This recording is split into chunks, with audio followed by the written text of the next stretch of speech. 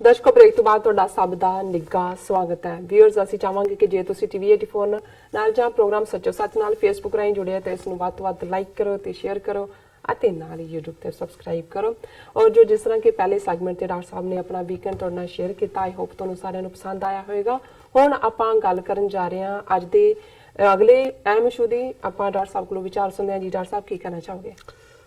ਦੇਖੋ ਅਸੀਂ ਪਿਛਲੇ प्रोग्राम च और खास तौर पर पैनल डिस्कशन का भी जो सलीम मलिक साहब नाल सी एक मुद्दा सी कि मसूद अजहर जिन्होंने यूनाइटेड नेशंस ने ग्लोबल टैरोरिस्ट ऐलाने, जिन्हों की ऑर्गेनाइजेशन तंजीम जैशे मुहम्मद पहला ही जी है वो ग्लोबल टैरोरिस्ट ऑर्गेनाइजेशन के तौर पर सी। और एन जदों कि भारत दे विच चोणां दा जिहड़ा चल रहा एक तो बाद एक फेज़ वोटां पै रही ने, उस दौर दे विच ऐ लगा कि जिवें मोदी नूं फरदर जिहड़ा विक्टरी वाल तोरण दे लई एक बहुत वड्डा तोहफा उस नूं दिता होए, जिहदे च ज़ाहिर है अमरीका, इंग्लैंड, फ्रांस, रशिया का तो रोल है ही है। और बहुतिआं नूं लगदा सी भी चीन ने भी अपना ऑब्जैक्शन चुक लिया जिहड़ा टैक्नीकल ग्राउंड ते सी, और इसका मतलब है जी कि वो भी ਜਿਹੜਾ ਇਹਨਾਂ ਦੇ ਜਹਾਜ਼ ਤੇ ਚੜ ਗਿਆ। ਅਸੀਂ ਜਦੋਂ ਕੋਈ ਜਾਣਕਾਰੀ ਸਾਨੂੰ ਨਹੀਂ ਵੀ ਸੀ ਸਾਡੇ ਕੋਲ, ਜਿਵੇਂ ਉਹ ਤੁਹਾਡੀ ਇੱਕ ਜਿਹਨੂੰ ਸਿਕਸ ਸੈਂਸ ਵੀ ਕਹਿੰਦੇ ਨੇ, ਹਾਲਾਂਕਿ ਕੋਈ ਬਹੁਤ ਰੂਹਾਨੀਅਤ ਨਾਲ ਜੁੜੀ ਗੱਲ ਨਹੀਂ ਹੈ। ਕਈ ਵਾਰ ਜਿਸ 'ਚ ਤੁਸੀਂ ਰਹਿੰਦੇ ਹੋ, ਜਿਸ ਮੋੜ 'ਚ ਸੋਚਦੇ ਹੋ, ਸਾਹ ਲੈਂਦੇ ਹੋ, ਦੂਸਰਾ ਕੁਛ ਅੱਗਾ ਕੁਛ ਪਿੱਛਾ ਕੁਛ ਡੱਕ ਟੈਸਟ ਵਾਂਗੂ ਅੰਦਾਜ਼ਾ ਜਿਹਾ ਹੋ ਜਾਂਦਾ ਹੈ। ਕਿਉਂਕਿ ਅਸੀਂ ਜਦੋਂ ਉਸ ਦੀ ਟਾਈਮਿੰਗ ਵੀ ਦੇਖੀ कि पाकिस्तान के प्राइम मिनिस्टर इमरान खान चीन के दौरे ते सन, और वन रोड वन बेल्ट के उत्ते उन्होंने किन्ने ही मैमो ऑफ अंडरस्टैंडिंग साइन किए, और चाइना कदे भी अपने दोस्त नूं लेट डाउन नहीं करता। सो उस तो पहला भी जिहड़ा पाकिस्तान के फॉरेन मिनिस्टर का भी बयान सी कि भी किसी एक बंदे दे लई असी सारे नेशन नूं तां नहीं खतरे च पा सकते। सो वो सारी बैकग्राउंड च मेरा ये ख्याल सी कि भी ये गल जो भी फैसला चीन ने लिया पाकिस्तान की सलाह नाल लिया, रादर पाकिस्तान ने ग्रीन सिग्नल दिता है या गो हैड दिता है। लेकिन इस सारे दे पिछे ईवन चीन और पाकिस्तान ने अपनियां शर्तां भी मनवाइयां ने, और उन्होंने जो शर्तां मनवाइयां उहदे सामने एक बंदा जिहड़ा ऑलरेडी डायलिसिस दे उत्ते है, वो ट्रैवल पहला नहीं करता, कोई उहदे बैंक अकाउंट तक की होने ने भी वो कुछ भी नहीं है। वो जरूर मोदी नूं सिंबॉलिक थोड़े बहुत वोटां दा फायदा होएगा। और जिवें NDTV दे रवीश कुमार बड़े प्रोमीनेंट जर्नलिस्ट, हालांकि वो इंडियन नैशनलिस्ट है, नॉट हिंदू नैशनलिस्ट, लेकिन वो कोई ना कोई जिहड़ा दूसरा ओपीनियन हुंदा है एग्जिस्टिंग गोदी मीडिया तो इलावा उन्होंने जरूर वो वॉइस करता है, इसलिए उन्होंने असीं कोट भी करते हैं, एडमायर भी करते हैं। उहदी एक लिखत जिहड़ा उहदी ब्लॉग के रूप दे विच सामने आई, जिहदा उनवान है मसूद अजहर नाल सियासी लाभ लई भारत ते चीन ने जिहड़ियां ने भारत ने चीन ते पाकिस्तान दीयां शर्तां क्यों मनीआं। हुण ज़ाहिर है ये हैडलाइन ही अपने आप च दसदी है कि समझौता होया है। हुण वो की शर्तां ने की है, और उत्ते ही साडे एक बड़े ही प्यारे दर्शक मोहम्मद रशीद इकबाल जी ने, इकबाल मियाँ, उन्होंने भी सानू लिखत लिखी है जिहड़ी असीं डिस्कस करांगे। पर पहला मैं ये रवीश कुमार होरां दी गल उहदे च उन्होंने इंडियन एक्सप्रैस च शुभजीत रॉय दे हवाले दे नाल जिहड़ी खबर दित्ती, उहदे च उन्होंने कहा कि भी ये जिहड़ा है ये एक समझौते दे तहत होया, और चीन और पाकिस्तान दीयां शर्तां जिहड़ियां ने वो इंडिया ने मनीआं। और फिर उन्होंने यही सवाल किया है कि भी ये शर्तां मन के इनू जिहड़ा UN वालों टैररिस्ट बनाना किन्नी क वड्डी प्राप्ति है। उन्होंने कहना भी जो उन्होंने मन्निया वो मच मोर लूजर है इंडिया दैन जो उन्होंने गेन किया है। उन्होंने कहा भी ये सिर्फ मोदी ने चोणां जितण दे लई कीता है। फिर उन्होंने उसकी सारी बैकग्राउंड दिती है कि भी 1 मई नूं अजहर नूं ग्लोबल टैररिस्ट उन्होंने बनाया, और ये 10 दिन पहला तय हो चुका सी कि इवें होएगा। ये नहीं है भी 24th आवर ते ये उत्ते होया, और ये भी हो चुका सी कि चीन विरोध नहीं करेगा। और इस सारे लिए जिहड़े डिप्लोमैटिक एफर्ट हुए न्यूयॉर्क दे विच होए, ਸਾਰੇ 6 ਦੇਸ਼ਾਂ ਦੇ ਨੁਮਾਇੰਦੇ, 6 ਦੇ ਵਿੱਚ 5 security council member America, China, Russia, England, France ਔਰ 6ਵਾਂ ਪਾਕਿਸਤਾਨ, ਇਹ ਨਿਊਯਾਰਕ ਦੇ ਵਿੱਚ ਇਸ ਦੇ ਉੱਤੇ ਉਹ ਆਪਣੀ ਗੱਲਬਾਤ ਕਰਦੇ ਰਹੇ ਔਰ ਉਹਨਾਂ ਨੇ ਆਪਣੀ ਗੇਮ ਵੀ ਇਹ ਖੇਲੀ ਕਿ ਵੀ ਉਹਨਾਂ ਨੇ ਕਿਹਾ ਕਿ ਵੀ ਇਹ ਸਾਰਾ ਜਿਹੜਾ ਅਜ਼ਹਰ ਦੇ ਮੁੱਦੇ ਤੇ ਪਹਿਲਾਂ ਗੱਲਬਾਤ ਦੇ ਲਈ ਚੀਨ ਦਾ ਜਿਹੜਾ ਗੱਲਬਾਤ ਕਰਨ ਵਾਲਾ ਡਾਇਲੋਗਰ, ਵਾਰਤਾਕਾਰ, ਉਹ ਪਾਕਿਸਤਾਨ ਪਹੁੰਚਦਾ ਔਰ ਚੀਨ ਜਿਹੜਾ ਉਹ ਭਾਰਤ ਨੂੰ ਕਹਿੰਦਾ ਕਿ ਪਾਕਿਸਤਾਨ ਨੇ 5 ਸ਼ਰਤਾਂ ਰੱਖੀਆਂ ਜਿਸ ਦੇ ਥੱਲੇ ਉਹ ਇਹ ਮੰਨੇਗਾ। ਉਹ ਇਹ ਕੀ ਸੀ ਕਿ ਵੀ ਇਹ ਜਿਹੜੀ ਟੈਨਸ਼ਨ ਕ੍ਰੀਏਟ ਕੀਤੀ ਹੋਈ ਹੈ ਇੰਡੀਆ ਨੇ ਪਾਕਿਸਤਾਨ ਦੇ ਨਾਲ, ਇਹਨੂੰ ਘਟਾਓ ਜੀ, ਗੱਲਬਾਤ ਕਰੋ, come on the negotiation table. ਔਰ ਪੁਲਵਾਮਾ ਹਮਲੇ ਦੇ ਨਾਲ ਮਸੂਦ ਅਜ਼ਹਰ ਨੂੰ ਨਾ ਜੋੜਿਆ ਜਾਏ। ਕਸ਼ਮੀਰ ਦੇ ਵਿੱਚ ਜਿਹੜੀ ਵਾਇਲੈਂਸ ਹੈ, ਜਿਹੜੀ ਆਰਮੀ ਔਰ ਦੂਸਰੀ ਕਰ ਰਹੀ ਹੈ, ਉਹਨੂੰ ਘਟਾਇਆ ਜਾਏ।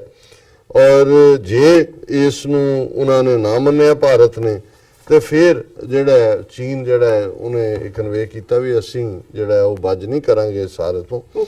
ਔਰ ਇਹਦੇ ਚ ਰਾਦਰ ਪਾਕਿਸਤਾਨ ਦੀਆਂ ਇਹਨਾਂ 5 ਸ਼ਰਤਾਂ ਨਾਲ ਚੀਨ, ਇਹ ਰਵੀਸ਼ ਕੁਮਾਰ ਉਹਦਾ ਇੰਡੀਅਨ ਐਕਸਪ੍ਰੈਸ ਦੇ ਉਹਦਾ ਭੱਟਾਚਾਰੀਆ ਦਾ ਹਵਾਲਾ ਦੇ ਕੇ ਕਹਿ ਰਿਹਾ ਵੀ ਇਹਦੇ ਨਾਲ ਚੀਨ ਨੇ ਇੱਕ ਸ਼ਰਤ ਹੋਰ ਜੋੜ ਦਿੱਤੀ। ਉਹਨਾਂ ਨੇ ਕਿਹਾ ਕਿ ਉਹ ਬੈਲਟ ਤੇ ਰੋਡ ਪ੍ਰੋਜੈਕਟ ਦੀ ਹਮਾਇਤ ਕਰੇ।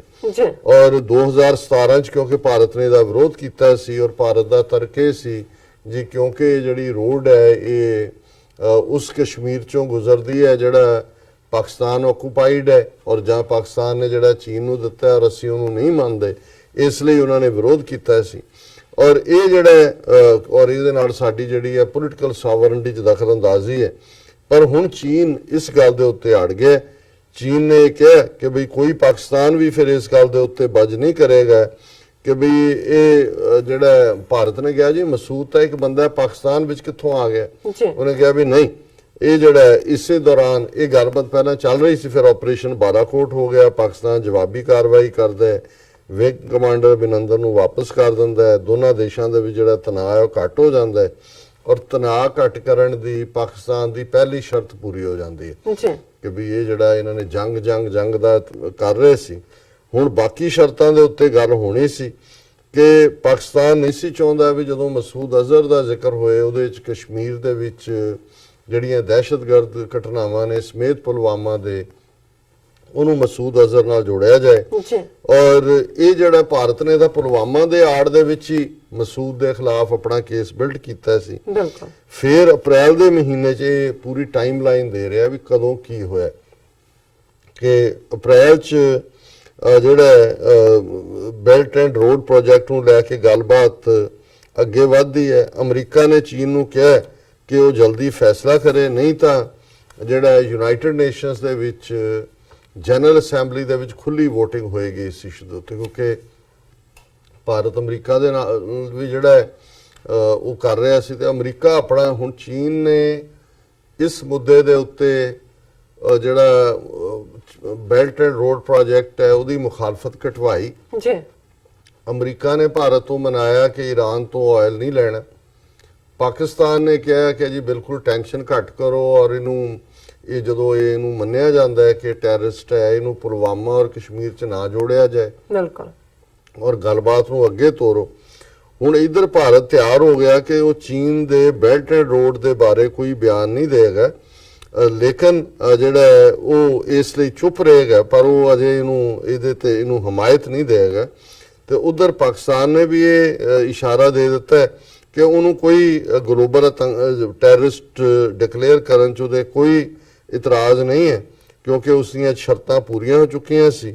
ਔਰ ਚੀਨ ਤੇ ਪਾਕਿਸਤਾਨ ਨੂੰ ਇਹ ਵੀ ਲੱਗਾ ਕਿ ਜੇ ਅਜ਼ਹਰ ਦੇ ਉੱਤੇ ਪਾਬੰਦੀ ਲੱਗੇ ਤੇ ਪਾਕਿਸਤਾਨ ਦੀ ਜਿਹੜੀ ਹੈ ਸਥਿਤੀ ਇੰਟਰਨੈਸ਼ਨਲੀ ਮਜ਼ਬੂਤ ਹੁੰਦੀ ਹੈ ਔਰ ਇਹ ਪਾਕਿਸਤਾਨ ਨੂੰ ਜਿਹੜਾ ਉਹਨੂੰ ਇੰਟਰਨੈਸ਼ਨਲੀ ਬਦਨਾਮ ਕਰਨ ਦੀ ਲਾਈਨ ਹੈ ਉਸ ਦੇ ਵਿੱਚ ਘਟਾ ਆਏਗਾ। ਔਰ ਇਹ ਠੀਕ ਹੈ ਕਿ ਇਧਰ ਮਸੂਦ ਅਜ਼ਹਰ ਨੂੰ ਜਿਹੜਾ ਉਹ ਗਲੋਬਲ ਟੈਰਰਿਸਟ ਬਣਾ ਦੇਣਾ, ਉਧਰੋਂ ਸਟੇਟ ਡਿਪਾਰਟਮੈਂਟ ਅਸੀਂ ਡਿਸਕਸ ਕੀਤਾ ਸੀ ਕਿ ਕਿਵੇਂ ਉਹ ਇਮਰਾਨ ਖਾਨ ਦੀ ਤਾਰੀਫ ਕਰ ਰਿਹਾ ਹੈ, ਨਏ ਪਾਕਿਸਤਾਨ ਦੀ ਕਰ ਰਿਹਾ ਹੈ, ਫੌਜ ਵੀ ਇੱਕੋ ਹੀ ਪੇਜ ਤੇ ਹੈ। ਸੋ ਜ਼ਾਹਿਰ ਹੈ ਵੀ ਅਸੀਂ ਕਿਹਾ ਵੀ ਇਹ ਜਿਵੇਂ ਕਦੇ ਉਹ ਕਿਹਾ ਜਾਂਦਾ ਸੀ ਕਿ ਕਦਮ ਜਰਮਨ ਕਾ बढ़ता ਹੈ, ਜੀਤ ਅੰਗਰੇਜ਼ ਕੀ ਹੋਤੀ ਹੈ, ਕਿ ਵੀ ਇਹ ਉੱਥੇ ਆਪਣਾ ਢੋਲ ਵਜਾ ਰਹੇ ਨੇ ਜੀ ਅਸੀਂ ਮਸੂਦ ਅਜ਼ਹਰ ਨੂੰ ਟੈਰਰਿਸਟ ਬਣਾ ਦਿੱਤਾ इधर स्टेट डिपार्टमेंट और अमरीका तारीफ जिहड़ा है वो इमरान खान की कर रहा है, पाकिस्तान की कर रहा जी। है। और अमरीका ने भी भारत तो शर्त मना ली, उन्हें कहा जी ठीक है असी ईरान तो 2 मई तो बाद तेल नहीं लवांगे।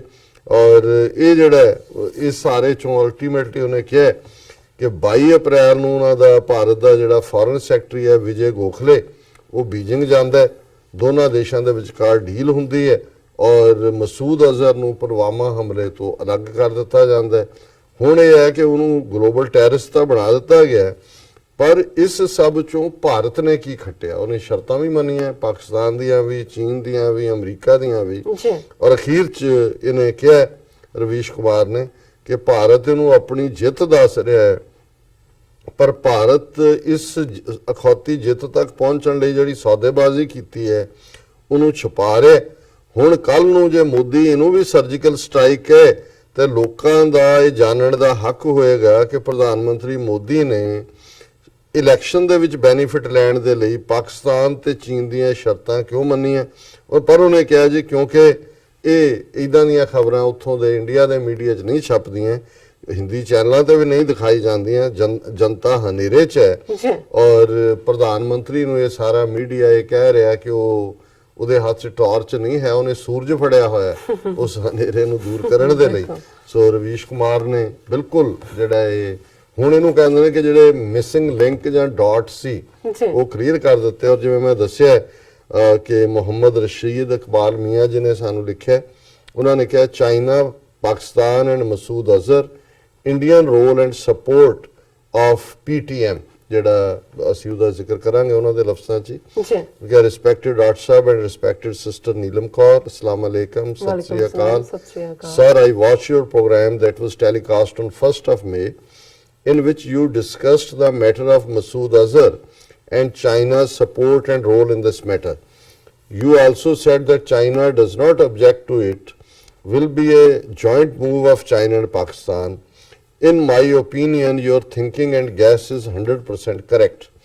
On 11th or 12th of March 2019, in a press conference, Foreign Minister of Pakistan, Shah Mahmood Qureshi said, किसी एक बंदे की वजह से हम अपने दोस्तों को परेशानी में नहीं डालना चाहते.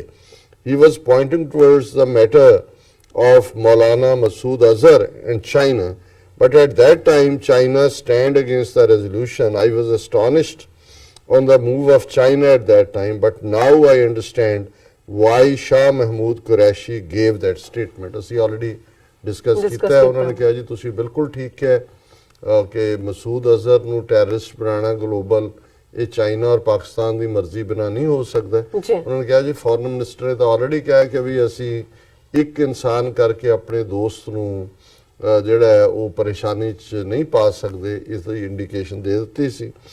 ਫਿਰ ਜਿਹੜਾ ਹੁਣ ਦੂਸਰਾ ਇਸ਼ੂ ਉਹਨਾਂ ਨੇ ਪੀਟੀਐਮ ਦਾ ਕੀਤਾ, few days before Director General ISPR did a press conference, and I hope you also watched that or you read about that. In that press conference, DG ISPR was talking about the Pashtun Tahaffuz movement and its relation and support of India. He even told on which date PTM leadership met the raw agents and also amount of dollars they get from Indian authorities. He said, ਫਿਰ ਉਹਨਾਂ ਨੂੰ ਗਫੂਰ ਸਾਹਿਬ ਨੂੰ ਹੀ ਕੋਟ ਕੀਤਾ ਜਿਹੜੇ DG ਨੇ ਇਸ ISPR ਦੇ। On the PTM website, they have got a number that states the amount of funds they have collected from Pashtuns around the world. But tell us, how much money did you get from NDS, Afghan National Director of Security, to run your campaign? How much money did RAW give you for the first Dharna in Islamabad? Why did NDS give you funds for Arman Loni's funeral and the Dharna that followed? If you have these funds, why do you not use these funds for the development? So ਇਹ ਅਸੀਂ already ਕਿਉਂਕਿ discuss ਕੀਤਾ ਹੈ, ਇਹਨਾਂ ਦੀ letter ਸਾਨੂੰ ਪਹਿਲਾਂ ਦੀ ਆਈ ਹੋਈ ਹੈ। ਅਸੀਂ ਉਸੇ ਦੌਰਾਨ ਈਵਨ ਪੈਨਲ ਡਿਸਕਸ਼ਨ ਫਰਾਈਡੇ ਜਿਹੜੀ ਸੀ ਮਲਕ ਸਾਹਿਬ ਦੇ ਨਾਲ, ਉਹਦੇ 'ਚ ਵੀ ਇਹ ਡਿਸਕਸ ਹੋਇਆ। ਉਹਨਾਂ ਨੇ ਥੋੜਾ ਵੇਰਵਾ ਦਿੱਤਾ ਹੈ ਕਿ ਵੀ ਕਿਵੇਂ ਇਹ ਜਿਹੜੀ ਇੱਕ ਨਵੀਂ ਆਰਗੇਨਾਈਜੇਸ਼ਨ ਇਹਨਾਂ ਨੇ ਪਸ਼ਤੂਨ ਤਹਫੁਜ਼ ਮੂਵਮੈਂਟ PTM ਖੜੀ ਕੀਤੀ ਹੈ, ਇਹ ਰਾ ਫੰਡਡ ਹੈ। ਉਹਦੇ ਲਈ ਭਾਵੇਂ ਉਹ ਕੋਈ ਅਫਗਾਨਿਸਤਾਨ ਦੀ ਜਿਹੜੀ ਹੈ ਜਿਸ ਨੂੰ ਕਹਿੰਦੇ ਨੇ ਕਿ ਵੀ ਕਵਰਿੰਗ ਆਰਗੇਨਾਈਜੇਸ਼ਨ ਉਹਦਾ ਮੂੰਹ ਦਿਖਾਉਣ ਵਾਲੀ ਵਰਤਨ, ਸੋ ਉਹਨਾਂ ਨੇ ਚੈਲੰਜ ਕੀਤਾ। Respected sir, I want to ask from you that why does not the world see Indian government supporting terrorism? It is in occupied Kashmir or is it or in eastern Punjab or against the minorities in India. Do you and your voice are so weak that it doesn't reach the ears of the powers of the world and UN? ਔਰ ਇਸ ਨੂੰ ਵੀ ਅਸੀਂ ਉਸ panel discussion 'ਚ ਹੀ ਮਲਕ ਸਾਹਿਬ ਦੇ ਨਾਲ ਮੈਂ ਕਿਹਾ ਸੀ ਕਿ ਪਾਕਿਸਤਾਨ ਦੀ ਦੇਖੋ ਰਸ਼ੀਦ ਇਕਬਾਲ ਮੀਆਂ ਜੀ, ਅਸੀਂ ਤਾਂ ਬੇਘਰੀ ਕੌਮ ਹੈ ਜੀ। ਸਾਡੀ ਆਵਾਜ਼ ਅਸੀਂ ਡੈਲੀਗੇਸ਼ਨ ਲੈ ਕੇ ਸਟੇਟ ਡਿਪਾਰਟਮੈਂਟ ਨੂੰ ਮਿਲਦੇ ਆ। ਪਿਛਲੇ ਦਿਨਾਂ 'ਚ ਵੀ ਬੁੱਧਵਾਰ ਨੂੰ ਸਾਡੀਆਂ ਸਿੱਖ ਜਥੇਬੰਦੀਆਂ ਦਾ ਮਿਲਿਆ, ਇੰਡੀਆ ਬਾਰੇ ਬਰੀਫ ਹੁੰਦਾ ਹੈ ਜਾਂ ਪ੍ਰੋਟੈਸਟ ਹੁੰਦੇ ਨੇ ਜਾਂ ਦੂਜੇ। ਔਰ ਅਸੀਂ ਇਹ ਸਮਝਦੇ ਹਾਂ ਵੀ ਹੁਣ ਤੱਕ ਪਾਕਿਸਤਾਨ ਦੀਆਂ ਐਮਬੈਸੀਜ਼, ਕੌਂਸੂਲੇਟਸ, ਹਾਈ ਕਮਿਸ਼ਨ ਡਿਫੈਂਸਿਵ ਤੇ ਰਹੇ ਨੇ। ਜਿੰਨਾ ਮਟੀਰੀਅਲ ਉਹਨਾਂ ਦੇ ਕੋਲ ਹੈ ਪਾਕਿਸਤਾਨ ਕੋਲ ਇੰਡੀਅਨ ਇੰਟਰਫੇਰੈਂਸ ਰਾਹ ਦਾ, ਇਹ ਹੁਣ ਲੋੜ ਹੈ ਕਿ ਡਿਪਲੋਮੈਟਿਕ ਆਫੈਂਸਿਵ ਦੇ ਉੱਤੇ ਆਣ। ਸੋ ਬਾਕੀ ਜ਼ਾਹਰ ਹੈ ਇਹਨਾਂ ਪਾਵਰਸ ਦੇ ਆਪਣੇ ਬਿਜ਼ਨਸ ਇੰਟਰਸਟ ਕਿਹਨੂੰ ਉਭਾਰਨਾ ਹੈ, ਕਿਹਨੂੰ ਥੱਲੇ ਸੁੱਟਣਾ, ਇਹ ਵੀ ਜੁੜੇ ਹੁੰਦੇ ਨੇ। ਪਰ ਮੈਨੂੰ ਇਹ ਲੱਗਦਾ ਵੀ ਪਾਕਿਸਤਾਨ ਨੇ ਕਦੇ ਵੀ ਇੰਡੀਆ ਨੂੰ ਜਿਹੜਾ ਹੈਡ ਔਨ ਨਹੀਂ ਲਿਆ, ਆਫੈਂਸਿਵ ਤੇ ਨਹੀਂ ਰਹੇ। ਕਸ਼ਮੀਰ ਮੁੱਦੇ ਤੇ ਥੋੜੀ ਬਹੁਤ ਗੱਲ ਕਰਦੇ ਨੇ, ਅਦਰਵਾਈਜ਼ ਜਿਹੜਾ ਟੈਰਰਿਜ਼ਮ ਵਿਦ ਇਨ ਪਾਕਿਸਤਾਨ ਔਰ ਜਿਹੜਾ ਜ਼ੁਲਮ Kashmir, Punjab, north East with in Indian map ਉਹ ਅਖਲੀਅਤਾਂ ਤੇ ਕਰਦੇ ਨੇ, ਇਹ ਜਿਹੜਾ ਇਸ ਦੇ ਉੱਤੇ ਪਾਕਿਸਤਾਨ ਕਦੇ ਆਫੈਂਸਿਵ ਨਹੀਂ ਹੋਇਆ। ਫਿਰ ਉਹਨਾਂ ਨੇ ਜਿਹੜਾ ਅਖੀਰ 'ਚ ਕਿਹਾ ਕਿ doctor Sahib, I hope you will visit Pakistan on 550th birth anniversary of Baba Guru Nanak, Rahmatullah Alah.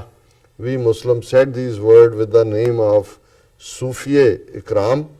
For your visit of Pakistan, sentiments of my heart is as in Urdu, झोंपड़ी में फकीर की इसके सिवा रखा है क्या, फर्शे नजर बिछा दिया, तकिए दिल लगा दिया। बहुत बहुत शुक्रिया मोहम्मद रशीद जी। जे अल्लाह मियाँ ने चाहे तो तुहाडे जरूर दीदार करांगे और तुहाडा ये प्यार और ये मुहब्बत जिस चों सच जिवें दिल दे अंदर वो मुहब्बत धड़कदी भी नज़र आती है, और मैं इत्थे बैठा भी हज़ारां मील दूर तुहाडे इस मुहब्बत दे हर जज्बे ਨੂੰ महसूस करते हैं। यही साडी पूंजी भी है, साडा सरमाया भी है ਜਿਹੜਾ ਸਾਨੂੰ ਕੀਪ ਗੋਇੰਗ ਰੱਖਦਾ ਹੈ। ਔਰ ਸਾਨੂੰ ਇਕਬਾਲ ਮੀਆਂ ਜੀ ਆਪਣੀਆਂ ਦੁਆਵਾਂ 'ਚ ਰੱਖੋ ਔਰ ਰੱਬ ਤੁਹਾਨੂੰ ਖੁਸ਼ ਰੱਖੇ ਔਰ ਚੜ੍ਹਦੀ ਕਲਾ ਦੇ ਜੀ। ਇਹਨਾਂ ਨੂੰ ਫਿਰ ਆਪਾਂ ਉਹਦੇ ਨਾਲ ਕੀ ਰਿਸਪੌਂਸ ਵੀ ਕੀਤਾ ਔਰ ਆਪਾਂ ਹੈਪੀ ਰਮਜ਼ਾਨ ਵੀ ਕਹਿੰਦੇ ਆ ਕਿਉਂਕਿ ਇਹਨਾਂ ਦੀ ਸਟਾਰਟਿੰਗ ਹੋ ਚੁੱਕੀ ਹੈ। ਸੋ ਸਾਡੇ TV 84 ਵੱਲੋਂ ਤੁਹਾਨੂੰ ਸਾਰਿਆਂ ਨੂੰ ਹੈਪੀ ਰਮਜ਼ਾਨ। ਵਿਊਅਰਸ, ਅਸੀਂ ਅਪੀਲ ਤੇ ਬੇਨਤੀ ਫਿਰ ਦੁਬਾਰਾ ਕਰਨ ਜਾ ਰਹੇ ਹਾਂ ਕਿ ਵਿਊਅਰਸ, ਅਸੀਂ ਚਾਹੁੰਦੇ ਹਾਂ ਕਿ ਤੁਸੀਂ TV 84 ਦੀ ਵੱਧ ਤੋਂ ਵੱਧ ਮਾਈਕ ਸਹਾਇਤਾ ਕਰੋ। ਤੁਸੀਂ ਆਪਣੀ ਮਾਈਕ ਸਹਾਇਤਾ ਸਾਡੀ ਵੈਬਸਾਈਟ tv84.tv ਤੇ ਜਾ ਕੇ ਪੇਪਲ ਦੀ ਵਰਤੋਂ ਕਰਕੇ 1 ਟਾਈਮ ਡੋਨੇਟ ਕਰ ਸਕਦੇ ਹੋ, ਮੰਥਲੀ ਡੋਨੇਟ ਵੀ ਕਰ ਸਕਦੇ ਹੋ। ਤੁਸੀਂ TV 84 ਦੇ ਨਾਮ ਤੇ ਚੈੱਕ ਬਣਾ ਕੇ ਸਾਨੂੰ ਮੇਲ ਵੀ ਕਰ ਸਕਦੇ ਹੋ ਸਾਡੇ ਇਸ ਪਤੇ ਤੇ 36-01 37th Avenue, Long Island City, New York 11101 USA, ਜਾਂ ਫਿਰ ਤੁਸੀਂ ਸਾਨੂੰ ਫੋਨ ਰਾਹੀਂ ਵੀ ਸੰਪਰਕ ਕਰ ਸਕਦੇ ਸਾਡੇ ਫੋਨ ਨੰਬਰ ਤੇ 5164060694। Thank you so much viewers. ਤੁਸੀਂ ਕਿਤੇ ਨਹੀਂ ਜਾਣਾ, ਮਿਲਦੇ ਆਫਟਰ ਦਿਸ ਸ਼ਾਰਟ ਬ੍ਰੇਕ।